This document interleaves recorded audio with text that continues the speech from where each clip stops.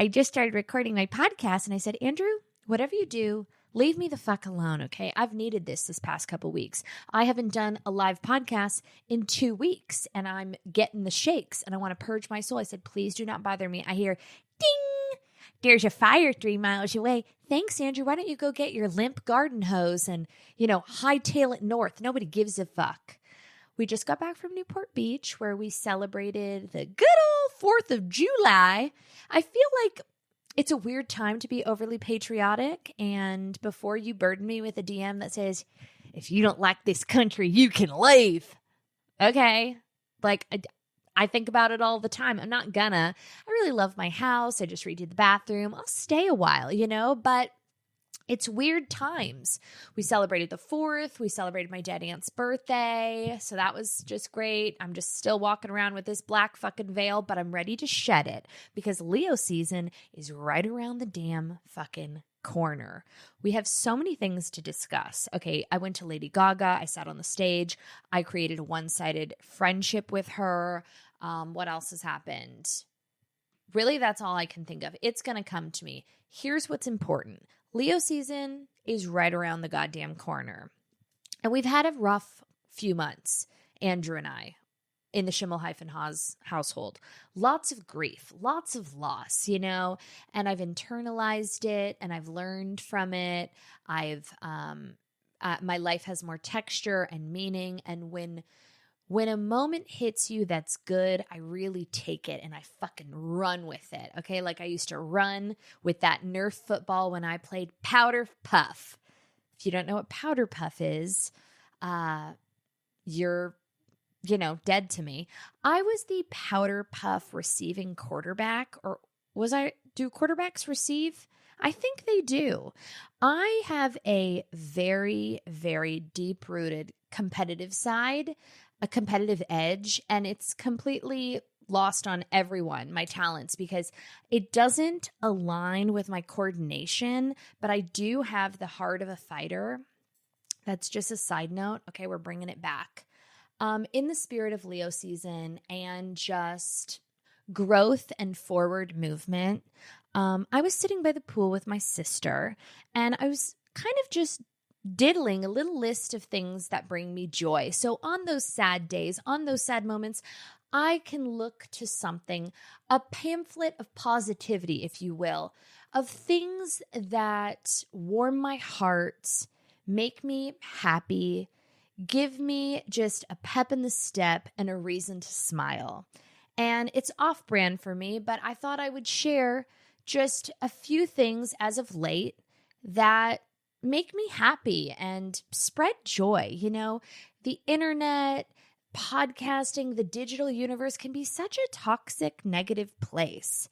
And I want to use my platform for good today. So if we could queue up some free licensed, optimistic, empowering music while I read off this list I compiled last night, I think it's really going to slap and stick.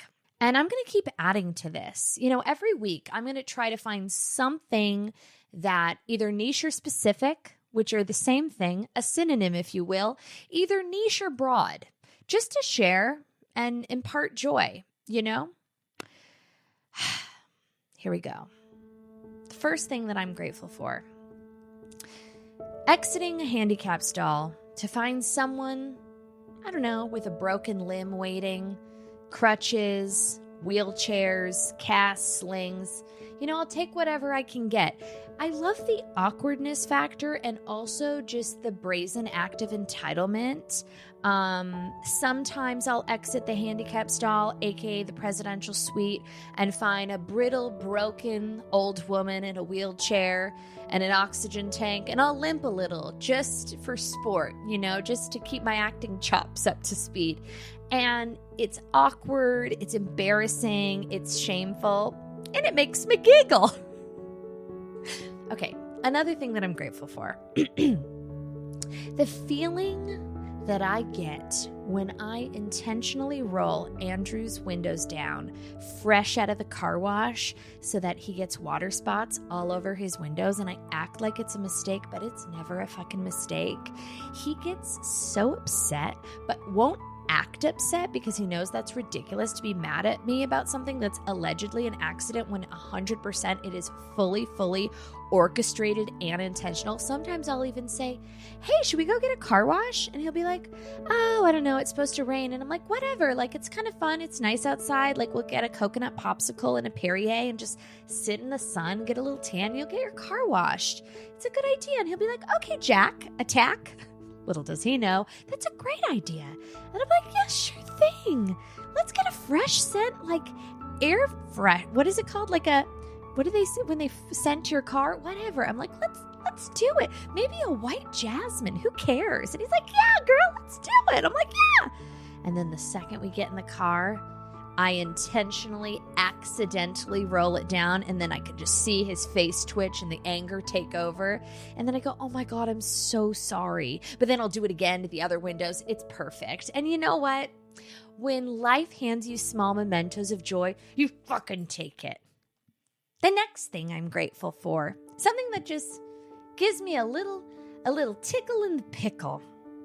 Ugly children crying. You know, something about it. Honestly, they should get used to it because they're going to have a lifetime of tears because being ugly is hard, okay? So might as well get a head start. Am I right? Okay. It is. Being ugly is hard. That's the name of this episode. I know all about it because I've been reflecting on the visuals, and while the skin is absolutely glowing, I don't know if it's veneers or a head transplant or some type of a Kybella situation, but listen, I have this amazing personality and you can't have it all. You just can't, and I don't. Another thing that this is super niche, but something that just is so applicable in this climate. When people tell me that their air conditioning is broken during the hot summer months, God, it makes me misty. Something about imagining people.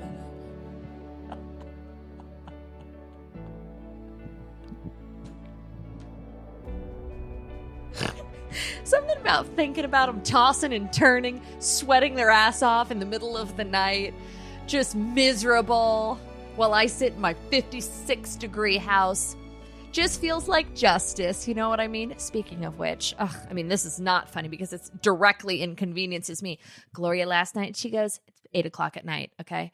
Jake. I'm like, oh, for fuck's sake. I'm like, yes, Grandma. She goes, hey, you busy? I'm like, it's a Friday fucking night at nearly 8 p.m. I've just polished off my first adult beverage. No, I'm not busy, and I'd like it to stay that way. What the fuck do you need? She goes, I don't know, Jack.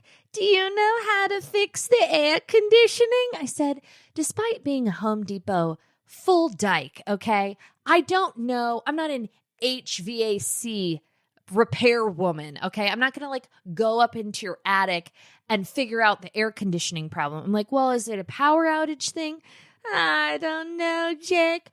I don't want to be a bother. Famous last words. I don't want to be a bother, Jack. But could you come over and have a look? I'm like, sure, I'll come over and look. I'm like, Andrew, I'm punting it off to you. I'm passing the baton, because then what I'm thinking is if we don't fix it, then guess who's rolling into town? And I do mean rolling. Although for someone who fractured her hip, that bitch is extremely mobile. She popped up like a whack-a-mole. She is back in business in a linen pant, shuffling all over the San Fernando Valley and probably moving into my house in the next few hours. I'm so afraid to call her to see if it's working. It is 106 degrees and there's fire 3 fucking miles away. But I really don't feel like running an Airbnb. But besides Gloria, who, I love, obviously, and really don't want her sweating, although did she hotbox me in my own house when I was pregnant? Yes, she did.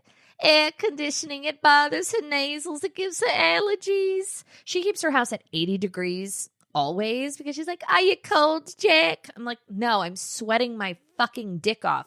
It is like Hades in here. But she's fine. Everyone else with broken air conditioning, hilarious. Just thinking about those kids sweating, just everyone's sweating. I've been there. I didn't have central AC years ago. And you know what I would do? I'd put my pillowcases in the freezer.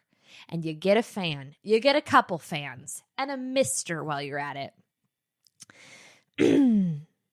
Another fun thing that I've started doing, this is like a recent new fun find. I told my sister about it. She's like, Janice, before you leave any hotel room, if you set the alarm to 3:13 a.m., and then turn the volume up. You know how like every hotel has a fucking digital alarm clock, okay? Set the alarm to 3:13 a.m. so people think that their hotel room is haunted, and then crank the motherfucking volume just as a parting gift, just to fuck up their first night or their whole trip. Bonus points if it's a connecting room and you know that the kiddos are staying next door.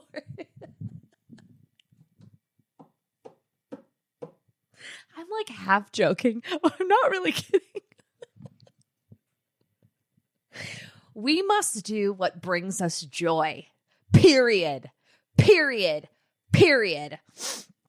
Oh, this is my sister's contribution. I don't want to plagiarize her work, and this one could be the best one.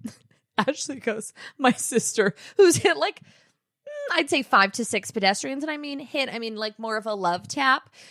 This one is, this one's for her. She says to me a couple days ago, she's like, you know what I love? I said, what, Ashley? She goes, when you're at a red light and you honk at the person in front of you and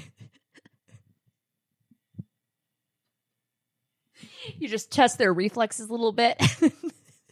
And maybe they let their foot off the gas just a little bit, love tap a pedestrian, or even better, create a whole collision, a traffic collision. Nothing deadly, nothing lethal, just like a little bit of a kerfuffle. I take no responsibility for that one, but it did make me laugh really hard. We were crying laughing. The woman next to us is like, you two girls are having a lot of fun. What you chit-chatting it about? I'm like, hitting pedestrians. Me and Max used to play this game in high school. Oh, such a fun game where we would be driving and then we would see pedestrians and then we would rate. It was a point system, 1 to 10, how much they'd be worth if we ran them over with our car. We'd be like, she's a 6. Oh, that person's a 10. Those kids, a 3 and a 4. It's not funny. It's in poor taste. Just a love tap, just a love tap. And there's nothing worse than someone crossing the street and going so fucking slow and they're on their phone. Those are the people. Those are the 10s. It's like walk with a purpose. Always walk with a purpose. Eyes on the prize, eyes on the destination, chins up, fists clench. Clenched. I'm a idiot.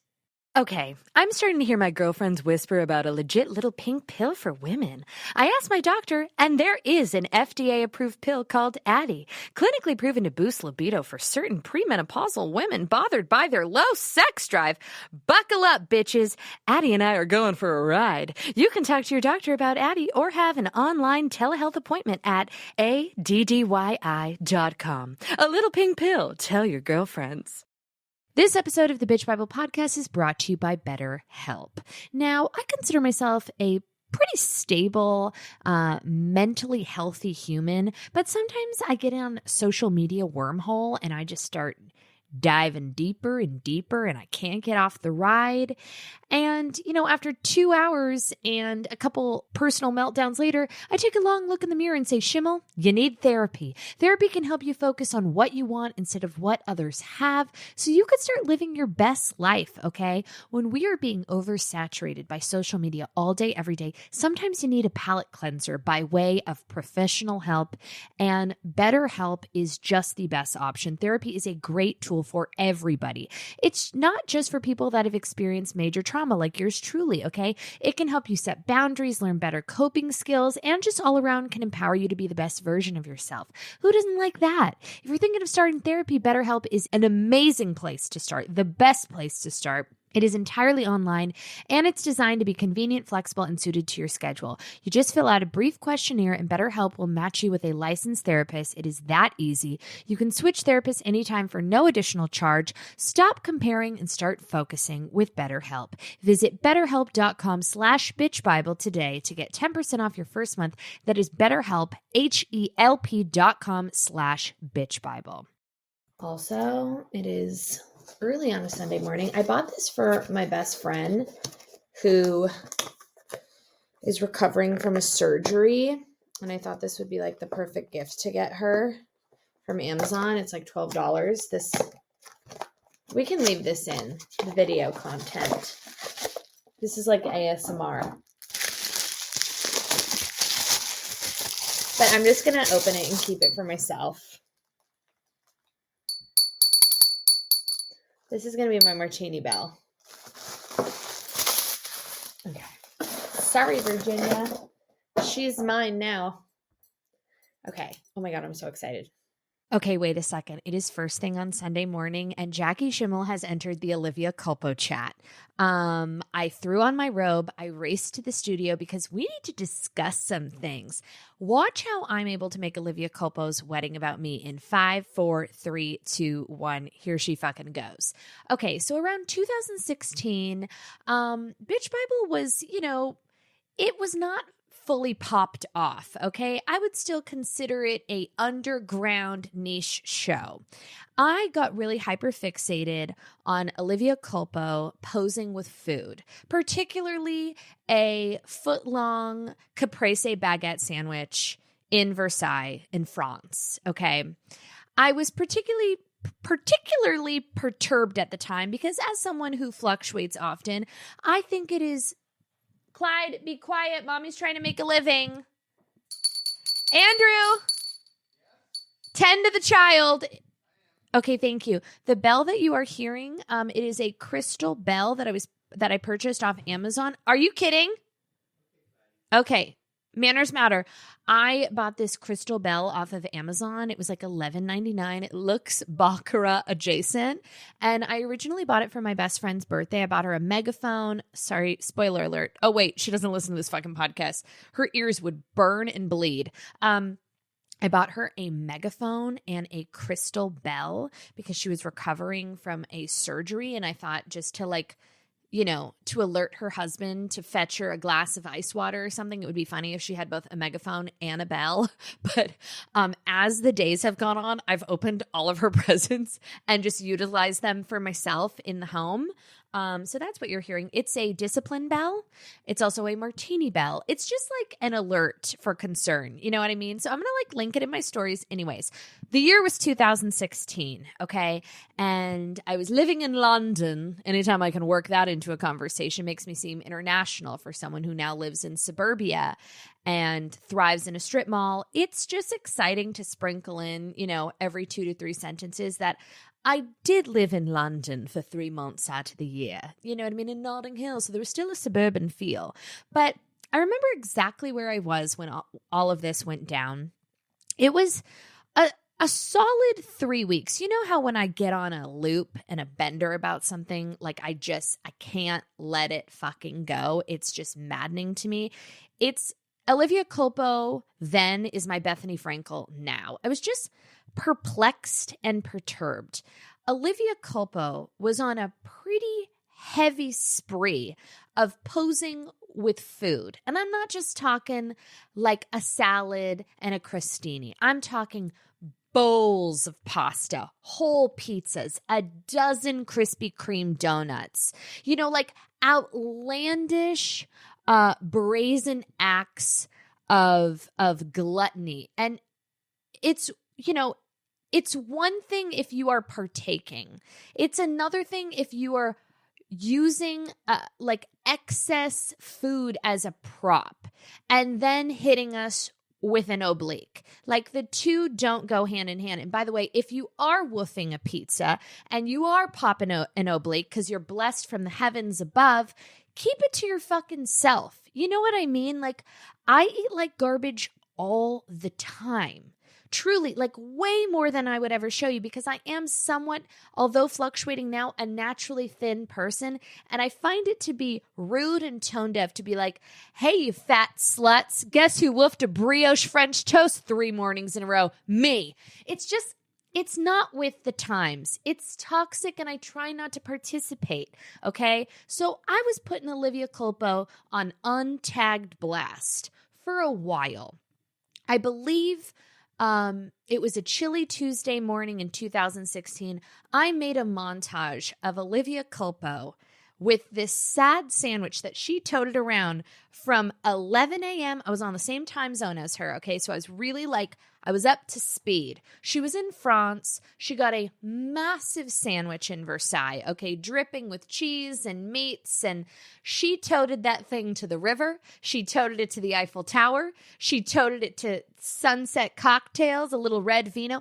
She used this same sandwich. I was an investigative journalism, and I noticed there was one singular diagonal bite mark that followed her throughout the day, from the second that she got the sandwich at 11 a.m. to the second that she posed by the Seine with a glass of rouge vino at, 5:54. The sandwich never got another bite, okay? And she's effortlessly in this gorgeous crop top, looking stunning, may I add, with this sad, poor, broken baguette, okay?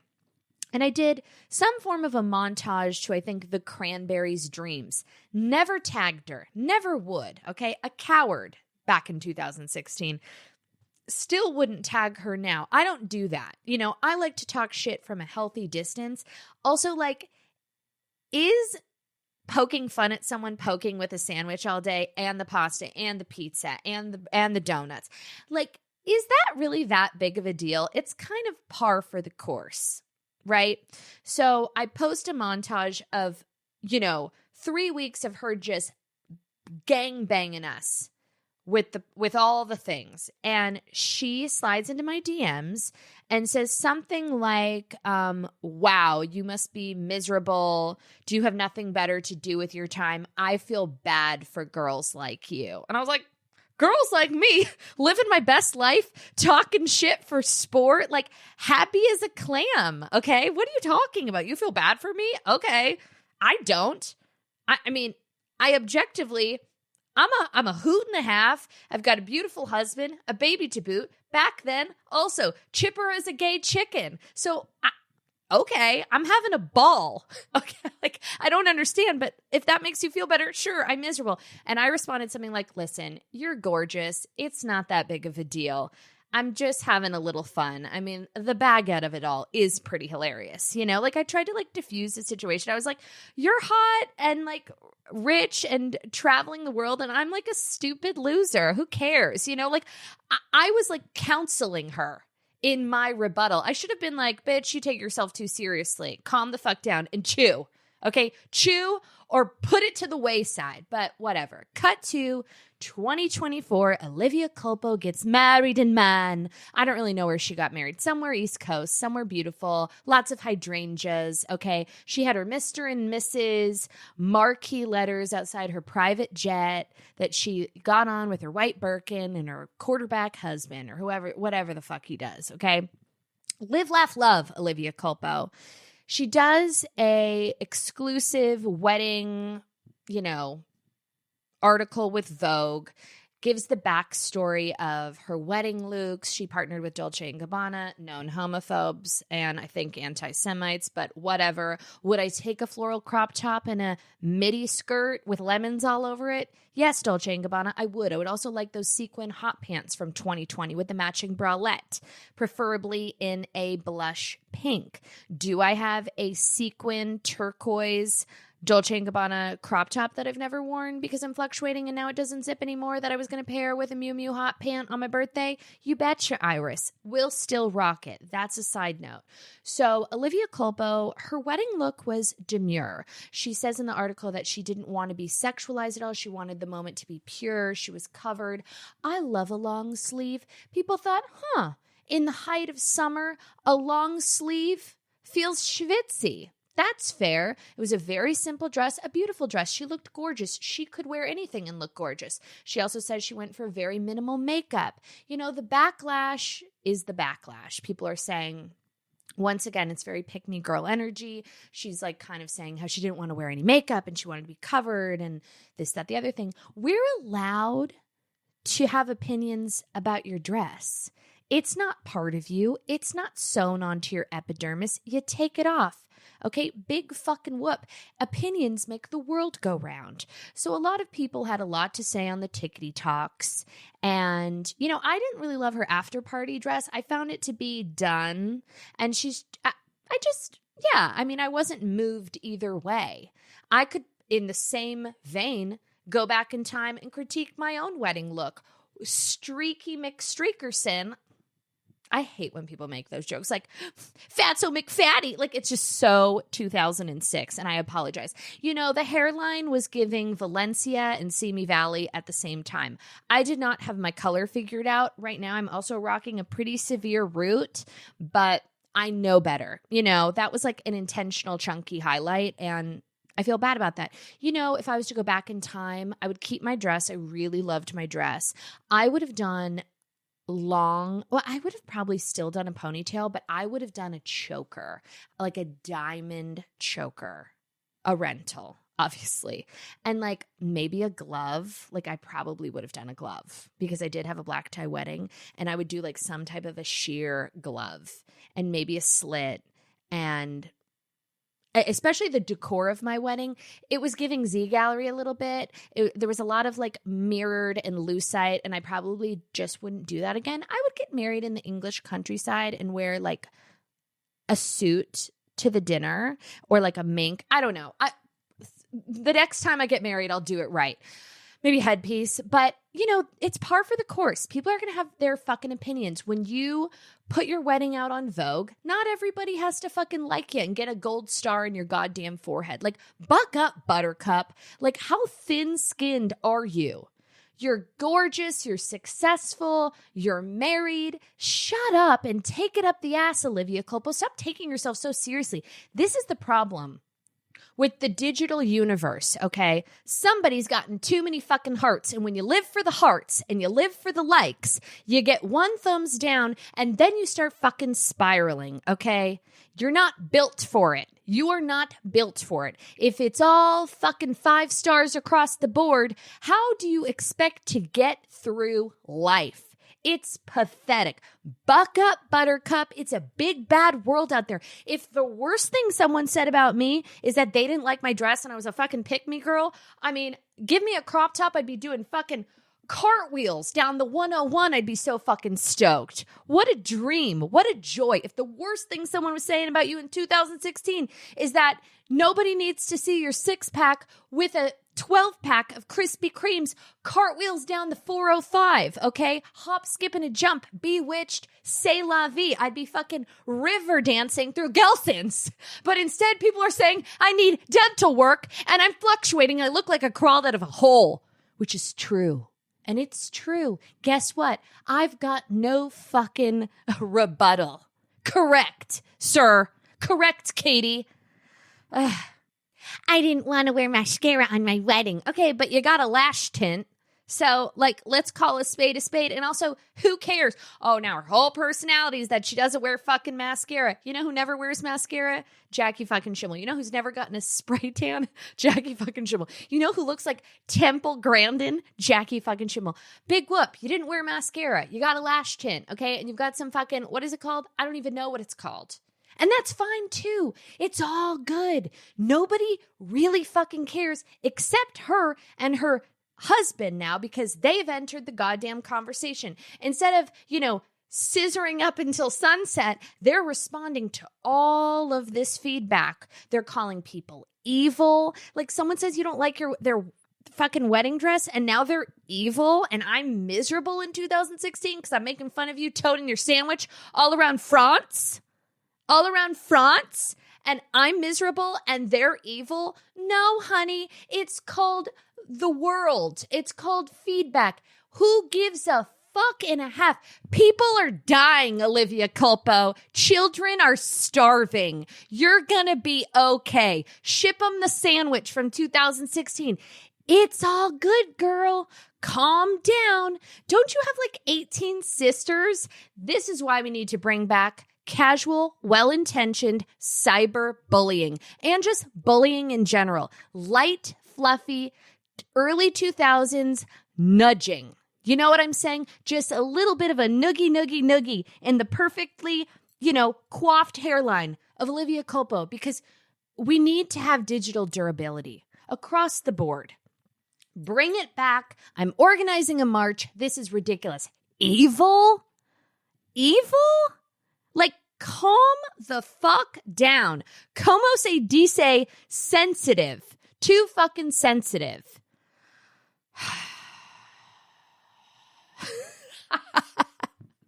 Honestly, though, it's fucking iconic. Imagining her like in a hut in Bora Bora, okay, like sipping on Dom with her husband and a sarong that says like Mrs. or like, you know, like a bride fucking monokini commenting on random people's TikToks, calling them evil because they're like, I don't know, I just thought it was a wintry dress to wear in July. Evil. Like, honey, go have a pina colada and give your husband a blowjob and throw your phone in the water. It's a wrap, sweet cheeks. It's so good. It's top tier comedy and we love her for it. You know what? I love Olivia Culpo for this and her fucking husband. I think they're stars. Well done. Summer's here, which means more social events, more weddings, more nights out on the town, and more vacations. You know what else summer means more of? Boob sweat. That's why I'm so thankful for today's sponsor, Honeylove, for covering us with the best shapewear.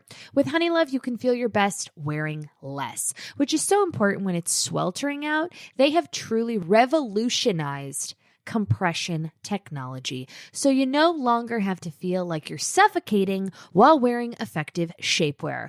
I wore my Honeylove this morning when I went to go do radio and shoved my ass into a high-waisted skirt. Never felt better. Plus, they're the only shapewear that will not roll down, okay? No matter how much you groove on that dance floor, Honeylove shapewear features lingerie-inspired design details that you'll want to show off and is made to be breathable, okay, with fabric that keeps you nice and cool. Perfect for the hot summer days, okay? For a limited time only, you can get Honeylove on sale. You're going to get 20% off your entire order with our exclusive link, honeylove.com/Bible. Support the show and check them out at honeylove.com/Bible, okay? A couple years ago, I made the mistake of wearing shapewear to an outdoor wedding in July, and I vowed to never, ever make that mistake again. The Honeylove Superpower Short, let me tell you, okay? It smooths, it shapes, it lifts. It gives you a flawless silhouette under any outfit. It's not rolling. It's not muffining. It has the targeted compression technology that distinguishes between areas where you want more support and need less compression. So it is so, so comfortable. Treat yourself to the best bras and shapewear on the market and save 20% off at honeylove.com/Bible. Use our exclusive link to get 20% off. That is honeylove.com/Bible. After you purchase, they're going to ask you how you heard about them. Please support our show and tell them I sent you. The summer vibes are just getting started, honeys. Shape your life with Honeylove. Looking back, there are so many things I wish someone had told me at the beginning of my pregnancy. Since I couldn't stop myself from eating carbs and only carbs, I was always worrying about if my little demon seed was getting proper nutrients. And let me tell you, you can feel confident with Ritual's Essential for Women Prenatal Multivitamin, which delivers 12 key nutrients for pregnancy in just 2 daily capsules. Hand to God, I took the Ritual Prenatal from the second I started trying to get pregnant through the entirety of the 4th trimester when I was just barely hanging on, looking like I crawled out of a hole. Took the Ritual multivitamin the entirety of my pregnancy. The prenatal also took their protein powder in my morning smoothies, and that's not a lie. I actually paid out of pocket for the Ritual prenatal because I didn't want anyone to know I was pregnant, okay? So put your money where your mouth is. I sure as hell did. The Ritual prenatal multivitamin is designed for mom to baby support with vegan, bioavailable, and science-backed key nutrients, okay? The omega-3 DHA for brain and early vision development support, vitamin D to support fetal bone health. Also, they are designed with morning sickness in mind. The reason I found Ritual to begin with is because it's super sensitive on the stomach. It's got a capsule and capsule design, so it's a delayed release, so it's super gentle on an empty stomach. It is so important to know what you're putting into your body, especially when you're pregnant. And with Ritual's dedication to traceable science and sourcing, you always will. See for yourself with 25% off your first month for a limited time at ritual.com/Bible. Andrew and I went to Vegas last weekend and we saw Lady Gaga, which was just maybe the highlight of my life. Speaking of stars. So I've always loved Lady Gaga. I also love House Labs. That's like just a free plug. The makeup is good. The foundation is like skin. The lip lacquer, I forget what color I wear, but it's all very, very good. The brushes are great. I believe they're sending me a PR package, so you're welcome, girlies. Anywho, my friend Dan worked on her management team and now works like, I don't know. I'm not going to get into the logistics of his career because I don't really know. I don't ask too many fucking questions. But when someone says, hey, do you want a comped table on the stage for Lady Gaga's jazz and piano show, you say, hell yeah. You throw your kid at a nanny and you hightail it on a Southwest flight to get to fucking Las Vegas as soon as goddamn possible, which is what we did last week. I looked at Andrew and I was like, we have to go. Like, this is a once-in-a-lifetime thing. These tickets are nearly impossible to acquire. My oldest best friend, Dan, who actually set Andrew and I up, works in Lady Gaga's world and was like, hey, I've got a comp table on the stage. And we just were like, done, sold, we'll be there. So we had to get there early because the whole vibe of the show is like 1960s underground jazz club. So we go in, they've got the minks, they've got the gowns, they've got the hats, they've got the gloves, they've got the statement jewelry. Now, I was wearing kind of a really cute outfit, so I wasn't really going to fully lean in. I was wearing like let's go through it. I was wearing get this, Gucci crystal kitten heel, which they look terrible on me. They're hideous in nature, but I bought them and I just have to lean into it. Then I was wearing a Isabel Marant leather hot short with a Celine belt, a J. Crew white t-shirt, you're welcome, and, just like a positive energy.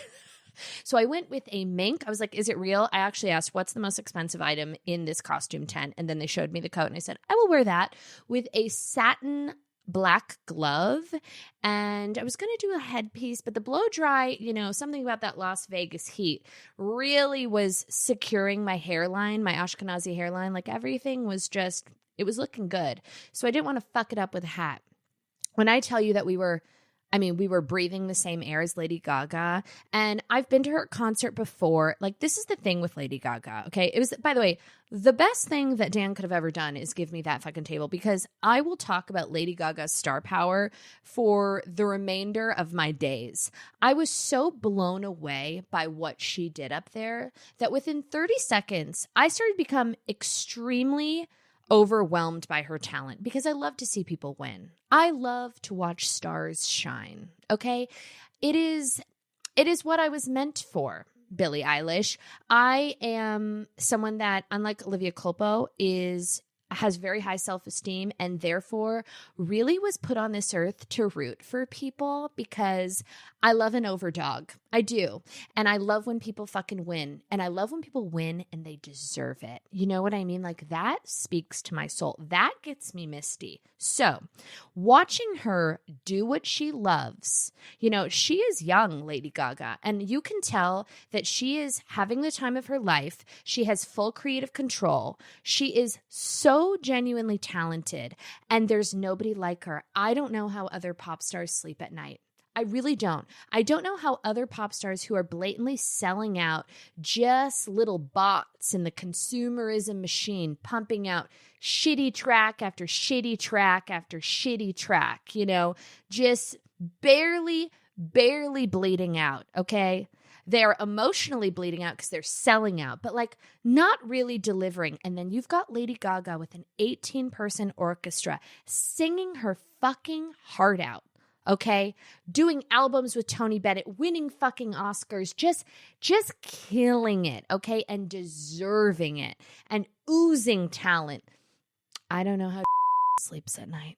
I was so overwhelmed 30 seconds in. I started feeling like my tear ducts tingle, okay, and I'm like, oh my god, I'm on the stage, I'm on the stage, and I'm starting to get a little overwhelmed. And I look back at Andrew and he is fully crying. So then I started fully crying. And I proceeded to cry for the entirety of the show. I can't explain it. It was so moving. It was moving. It was unbelievable. It made you believe in the music. You know what I mean? By the way, Andrew said to me, he was a little drunk. He was crying like until we got back to the hotel. He's like, that was just amazing. Like that made me feel something. And he never really gets that way because obviously he's in the business. He sees it all. It takes a lot to move his meter. You know what I mean? And he, yes, slightly inebriated. We were in bed. I was like, okay, like it's a wrap. It's late. It's 10:45. Got to go to sleep because if I don't go to sleep before 11, I will fucking lose my shit because it's all about my Aura ring.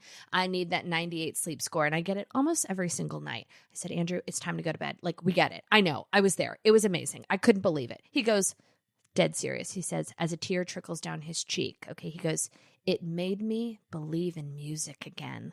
And I was like, okay, buddy, it's a wrap, August Rush. Shut the fucking lights off and shut the fuck up forever, okay? Like, it was like a record scratch. I was like, okay, and we're done. Scene.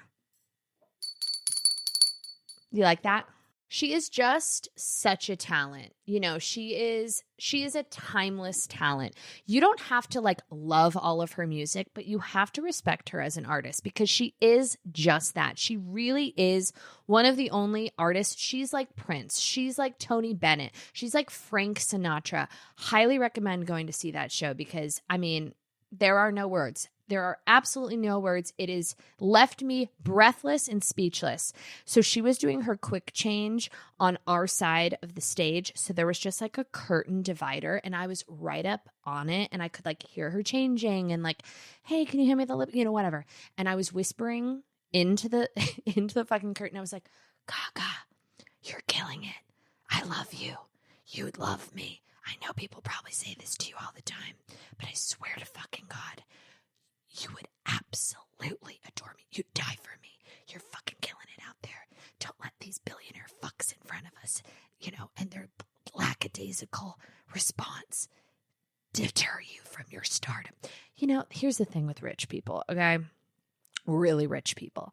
Not much phases them. We were sitting next to this, you know, couple, and they were like not climaxing the way Andrew and I were. And I was getting so offended. I was so hyper-focused on them because they were just like doing their little golf clap, like sipping their Dom. And I wanted to like go over to their table, but I was like Schimmel. I wanted to go over to their table and just be like, listen, you are in the presence of greatness, okay? And I know you've seen it all, okay? On your yachts and your private planes, but this is a masterpiece, and I'm going to need you to pump up the volume a little bit and show her some goddamn respect. It was really pissing me off. They were just like unenthused, glazed, sad, broken individuals. That's the name of the episode, I think, this week. Simmer, Schimmel. Simmer! Before the concert, Andrew and I were having dinner and we were trying to like queue up what we were going to watch on Netflix when we got back to the room. Love is alive. Love lives here, girls. And we were like going through Netflix and he's like, what should we watch? And then there was this show called like Worst Roommate Ever. And he goes, oh, you should watch this. And he was alluding to my community college roommate who was a kleptomaniac who I found at 6 a.m. sitting in my bedroom next to my twin bed wearing a pair of my shoes with all of my makeup brushes on the floor and was like stroking her face with my makeup brushes. And then she went, sorry. And then she like went back to her room. She was like literally a kleptomaniac. Like we would pack lunches and then we would find them under her bed. I swear to God, like things went missing. She got kicked out. It was all very bizarre. Love her like a sister. So that's what he was talking about. I thought he was making a top tier level joke about himself. And I was like, who needs to watch that? I live it every day. And he was like, whoa. And I'm like, what? And he goes, I was talking about your fucking old roommate. That is so fucked up. I'm like, Andrew, do not punish me for being an elevated thinker. I just made the joke so much funnier. He's like, that's so fucked up. I was crying laughing. He's like, are you serious? I'm like, yes, Andrew, I'm serious. If it's funny, it plays. If it's not, it doesn't play. I'm crying and I'm having a gay old time. Simmer, Schimmel. He's like, and he like brought it up for like days after. He's like, remember when you said I was your roommate? And I'm like, well, it's a funny joke.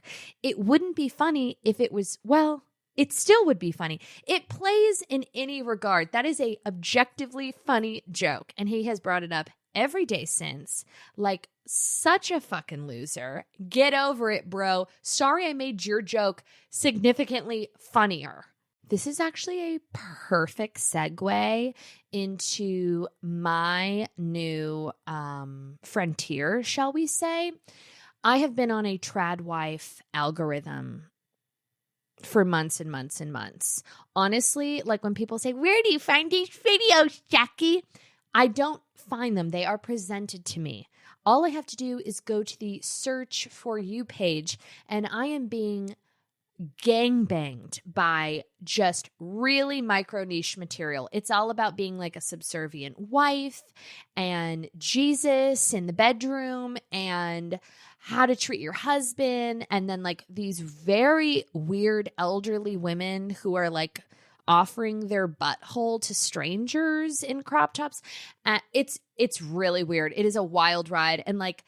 And then weird men who are like, you know, the girl's a keeper when after a fine dining date, she jumps in the water in her sundress. And I'm like, okay. Which, by the way, I reposted. There's this video of this dude in a backwards hat, probably in Florida.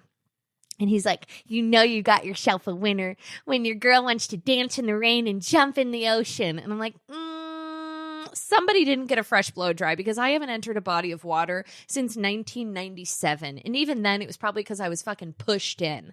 You know, we're not getting the hair wet. I'm not a hair wet kind of girl. And it's really pushed on me all the time. Jackie, shaka, shaka, just relax. Who cares? Get in the water. In Newport Beach this week. Do you want to go paddle boarding? Do you have an electrical prod I could shove up my ass? Because that sounds like more fun. I don't want to go into water. I don't want to go into boat. I don't want to go into jet ski. I don't want to go swimming in the pool. I want to lay on my ass and have a hot dog and a glass of rosé a la piscine. Okay? I butchered that. That means with fucking ice. I want to pretend I'm in Saint-Tropez, okay? With my black veil. No, I don't want to go jet skiing. You know why? Because I don't like activities and I don't like water and I don't like manual labor. I want to lay forever and ever and I want people to bring me things, okay? And then I want shade. I don't want to sweat. I don't want to move. I don't want to lift my body. And I certainly don't want to be in the fucking water in any capacity. So no, I don't want to go shaka shaka paddleboarding.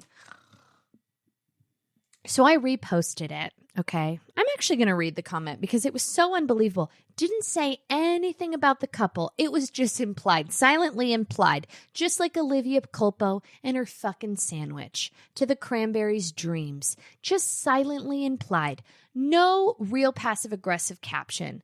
I repost this video of this dude and the girl dancing in the rain, and I say, I haven't entered a body of water since 1997 because of my fucking hair. So enjoy. Live, laugh, love. Something like that. And I get this fucking response. This is why I drink. Didn't tag him. Nothing weird. Her name is Kelly with an I. This is her response to my story. The things you make fun of are hilarious. You live in the valley, right? You almost have nothing to do with the beach, so I don't know why you're trying to make fun of this. I appreciate your humor, but sometimes you just don't get it right.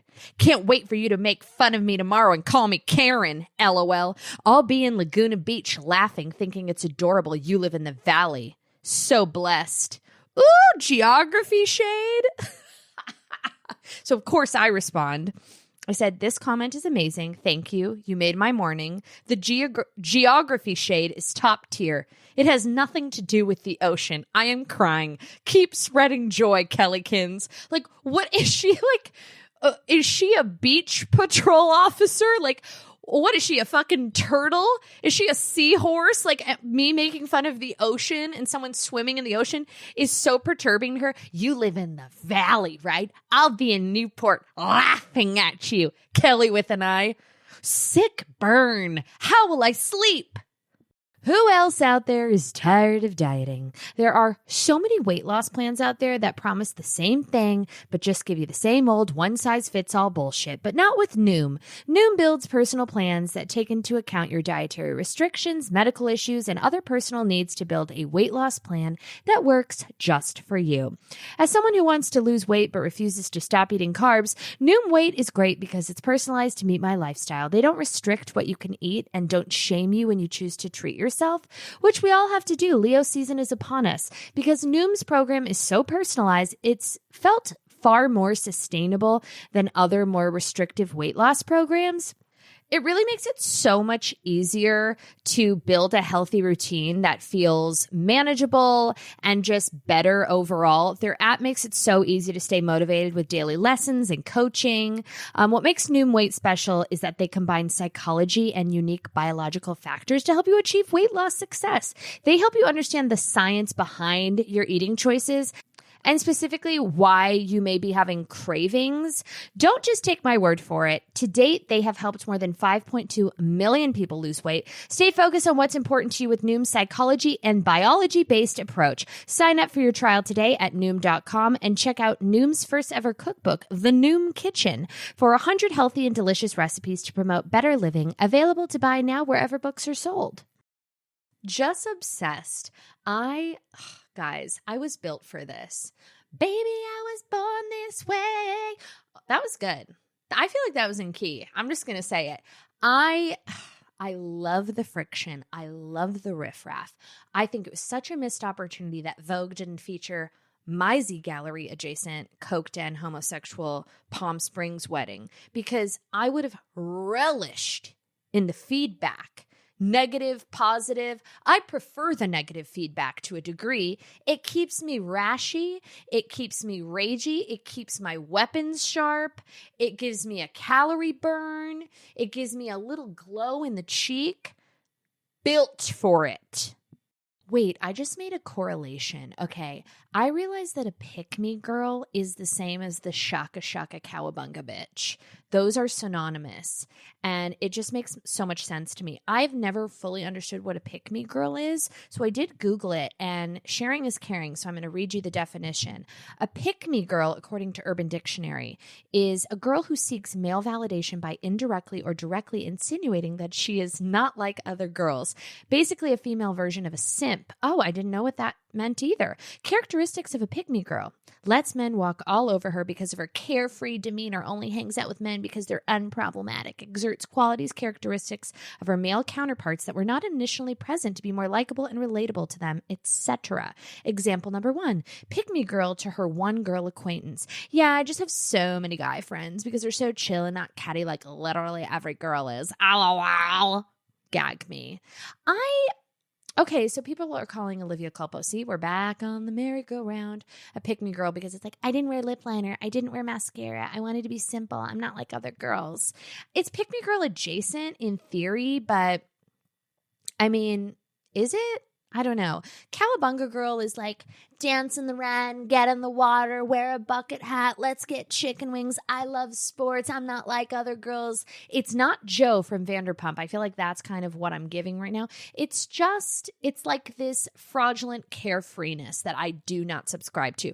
Whatever the opposite of a pick-me girl is what I am. I said to Andrew a couple weeks ago, and I've said it to like every single person I know. I was at drinks with our friend Damon and my husband, and I was getting a martini. And my friend Damon looks at me. He's like, this is the most complicated order of all time. I was like, should I just get a lager? I want a martini and I want it exactly how I like it. And I'm always polite and everyone loves me. But I'm specific and I'm particular and I'm a pain in the ass and I don't want to go swimming. And I said to him, I go, you know what? I'm on this new wavelength where I want to be myself all the time, no matter what. And I don't want to make excuses or apologies for it. I just want to live as myself, all caps. I don't want to do the thing. I don't want to pretend to do what I don't want to do. I don't want to pretend that I'm easy breezy. I'm not easy breezy. I've never been easy breezy. I'm so painfully particular. I'm still so upset that I had Italian food for lunch 5 days ago, and then I had like a repetition Italian food dinner, not by choice, just by like mismanaged menu calculations, and ended up at an Italian restaurant and then accidentally ordered an Italian sandwich for lunch, and then I had Italian 2 meals in a row, has like fucked up my entire rhythm as a human. And I'm so upset that I didn't fucking look around and say, you know what? I don't want to go to Italian. We had Italian for lunch. Don't you think it's weird that we're having a sub sandwich and then we're having a fucking chicken parmesan? Who dropped the ball? But I didn't say anything. And you know what? I will punish myself for it for weeks and weeks and weeks, because everybody would have been better off if I would have spoken the fuck up and changed the dinner reservation, because we had 2 Italian meals back to back and everyone just let it go. We all just glaze. But it's annoying. It's annoying. I'm a pain in the ass. Okay? Period. The end. Thank you so much for listening. Simmer, Schimmel. I don't want to go with the flow. I don't want to do shit I don't want to do. I don't want to hang out with people that I don't like. I don't want to go to restaurants that suck. Also on the weekends, I don't want to do an order at the front thing. I said to Andrew, I'm not doing that. I cook and don't clean every day of the fucking week. Every day of the fucking week. I don't want to fill my cup with ice and get my own Diet Coke. I don't. I want to sit. I want to have a bread roll. I want air conditioning. I don't want to camp. I don't want to hike. I don't really like going outdoors. You know what you get outdoors? Lyme's disease. I'm good. I'm good. I want to go to bed at 9 p.m. I want to wake up at 7 a.m. Luckily, I have a child that sleeps in. I don't want to do any form of group activities, especially laborious activities. I don't like going to the beach. I don't like sand. I don't like sand. It hurts and it lingers. I don't want to stay in Airbnbs. You know, on a group trip, well, maybe it'd be more fun if we all get an Airbnb. Why? So I can clean up after myself and make my own food and congregate and share the DVR and the television and the music with everybody and make it a group activity? No, I want to curate my own environment. Absolutely not. I like air conditioning. I want to keep it 64 degrees. I want to sit in silence for hours on end. Period. I don't want to. Sharp, right? 2 celeb pregnancy announcements. Margot Robbie is pregnant and Lindsay Hubbard, friend of the show, is pregnant. Now, I knew Lindsay Hubbard was pregnant. Not to also make her pregnancy about me. Olivia Culpo's wedding is about me, and Lindsay Hubbard's pregnancy is about me. Somebody told me a while ago, and I'm just a great secret keeper. That's all. She told me, somebody told me. And I was like, really? So that means that when she came in to do the bitch Bible, she was definitely pregnant. Thank God I didn't offer her a drink, because if she would have denied it, I would have been like, why, you pregnant? Not the first time I've done that. I would never do that again. Now, if I see someone with like a hand literally exiting their vagina, like they could be like giving birth in front of me, and I would not ask them if they were pregnant, because as a former pregnant person, you just have to be so careful. You got to be careful. Unless someone is wearing a shirt that says, yes, I'm pregnant, do not ask them if they're pregnant. I don't make the rules. I just share the information. I have done that so many times, like years and years and years ago. It was my cousin's wedding, actually. And one of the other bridesmaids was like a day pregnant. And we were all, you know, doing like a champagne toast, and she had water. And I looked her dead in the eye and I said, wait, are you pregnant? And she went ghost white. And she was like, well, I haven't even told my parents yet. Like, it was the worst. It was like full Tourette's. I'm like, oh my God, I'm so sorry. And she's like, yeah. And then she was just completely like, didn't speak to me for the remainder of the activities and events, which was so fucking fair. Like, what kind of asshole? Like, lock it up. Simmer, Schimmel. Are you pregnant? Like, who would... I mean, the social graces. Perspective is everything. And, you know, I've really grown as a human. I would never do that now. And I would never make fun of someone posing with a sandwich. And I would never make fun of somebody's wedding. Ever. Oh my goodness. Also, so Clyde's birthday is just around the corner. I can't believe I'm going to have a 1-year-old. It's just absolutely disgusting. He's so fucking cute. He has 2.5 teeth, and he got hairs, and he got a tuss. Have you ever met a baby that has cellulite? Because mine fucking does. And he has chafing in his thighs, and I just want to live inside his folds. The tan lines from the rolls, like, what are we going to do? Also, if one more person comes up to me on a daily basis saying, don't worry, once he starts moving, he'll thin out. Don't worry, he'll thin out. I'm like, I wasn't worried. I'm worried now. Now you're making me feel uncomfortable. You're body shaming my son, but literally wasn't worried. Thank you so much for the tidbit. But his fraternity themed bash is just around the corner. And I'm going to write a note to all of my neighbors because they need to be prepared for the lawn decor. This is what I was thinking, just to like really, really pop it off. I'm going to disperse beer cans and red cups all over my driveway and the lawn. And then I was thinking of going to, I don't know, what's like Victoria's Secret and getting a poly blend, like hot pink thong and like tying it on my front door. Don't people do that in college? And I have inquired about a Rufalin smash cake, and it's not going well. Anytime I tell a local baker that I want a small smash cake that says Rufalin on it, and I want it shaped like a pill so it looks like like a roofie, they're not thrilled and don't really want to be attached to said cake, which, by the way, they're not going to be attached. I'm not doing like a promotional fucking birthday party. That is atrocious. Can you imagine? Like a sponsored, by the way, I would. If someone wrote me a check to like hawk a coconut water at my kid's birthday, I'd probably do it. But as of now, you know, that's just tacky. And that's coming from someone who's going to sprinkle like natty lights all over my fucking front lawn, all over the place. Yeah, the Rufalin smash cake is not going super well. I also ordered on Amazon a bunch of syringes because my son has a liking for amoxicillin. So I'm going to get pink. I'm going to make pink frosting. I'm not going to do it. Someone else is going to make pink frosting and fill up the syringes and then put them on top of cupcakes. I'm a detail person, like big picture, like I'll forget to like book food and like have ice and, you know, all of like the big major things, but like, will there be frosting amoxicillin syringes? Absolutely. Will there be Jello shots? Absolutely. Will there be jungle juice with like a fresh sprig of mint? Yes, of course. Will there be polyblend bedazzled lace thongs on all of the doorknobs of our house? 1000%. I just realized I completely abandoned my initial thought of what I was going to share about my Tradwife algorithm. So I'm going to just like wrap that up and put a little bow on it and a roofie.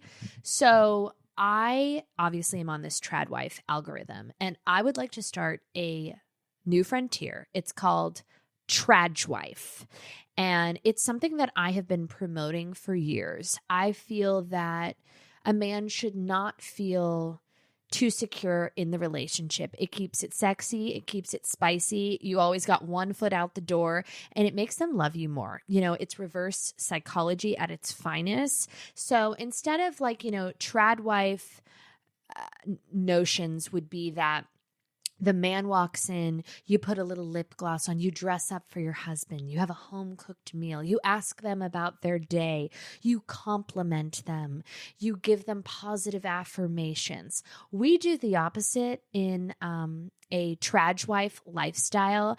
I want you looking like you crawled out of the hole, okay? A cave.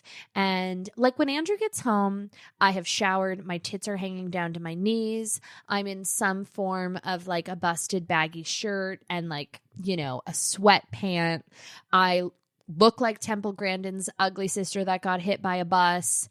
I've got a variety of oils and lotions and stem cells all over my face, like dripping, like I'm one of those fostered penguins out of an oil slick. There is always a dinner prepared. There's a beautiful dinner prepared, but it's not made with love. It's made with deep, deep resentment. And then I remind him how I've semi-taken care of our child, worked, renovated a bathroom, made him a gorgeous meal, carried his child for 10 months, et cetera, et cetera, et cetera. It's just a long list of all of the things that I'm bringing to the table.